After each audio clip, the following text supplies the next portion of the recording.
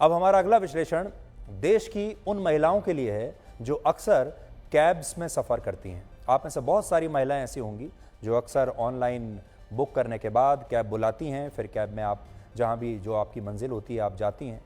कल्पना कीजिए कि आपने एक कैब बुक की, कैब आपके घर पर आ गई या जहां भी आप हैं वहां से कैब ने आपको पिक कर लिया और कैब में सफ़र करते हुए आप अपने फ़ोन पर किसी दोस्त से कुछ प्राइवेट बातें कर रहे हैं और आपका कैब ड्राइवर चुपचाप इन बातों को सुन रहा है।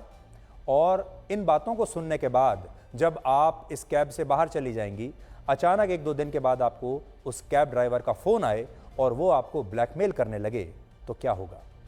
बेंगलुरु में एक कैब ड्राइवर ने एक महिला पैसेंजर को ब्लैकमेल करके उससे लगभग 1 करोड़ रुपया वसूल लिया। और यह घटना इसलिए हुई क्योंकि यह महिला कैब में सफ़र करते वक्त अपने किसी दोस्त से मोबाइल फ़ोन पर कुछ प्राइवेट और निजी बातें कर रही थी और उसकी इन सारी बातों को ये ड्राइवर बहुत ध्यान से सुन रहा था। महिला फ़ोन पर बात करने में व्यस्त थी, वो ये नहीं जानती थी कि कैब का ड्राइवर सारी बातें ध्यान से सुन रहा है और अपने दिमाग में बहुत सारी चीज़ें नोट करता जा रहा है।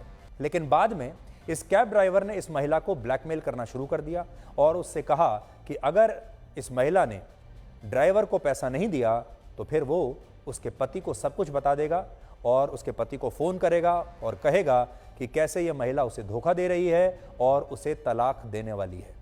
इस बात से महिला बहुत डर गई और उसने ब्लैकमेल होने के बाद इस कैब ड्राइवर को लगभग अलग अलग किश्तों में 1 करोड़ रुपया दे दिया। और इस महिला ने पुलिस को भी इसके बारे में कुछ बताया नहीं, वो इतनी डर चुकी थी, जिसकी वजह से ये कैब ड्राइवर पकड़ा नहीं गया। लेकिन कई बार कहते हैं ना कि ऊपर वाला शायद सब देख रहा था। इसी हफ्ते बेंगलुरु पुलिस ने इस व्यक्ति को अपने कुछ दोस्तों के साथ गाड़ी में बैठकर शराब पीते हुए पकड़ लिया। ये बैठकर अपने दोस्तों के साथ शराब पी रहा था।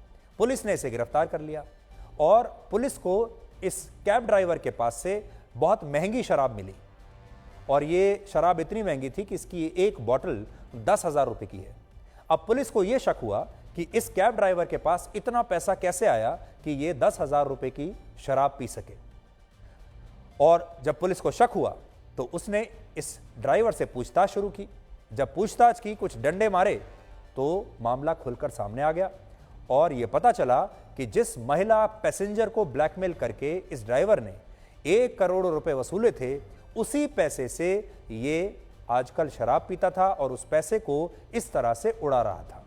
इंटरनेट के इस खतरनाक युग में आपसे जुड़ी निजी बातों का किस तरह से दुरुपयोग हो सकता है, बेंगलुरु की घटना उसका एक बहुत बड़ा उदाहरण है।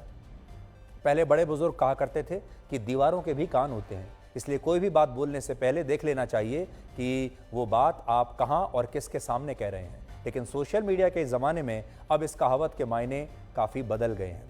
अब कान सिर्फ दीवारों के नहीं, अब कान हर जगह हैं और अब तो आपके मोबाइल फ़ोन पर भी कई ऐसे ऐप्स हैं जो आपकी बातें दिन रात सुनते हैं।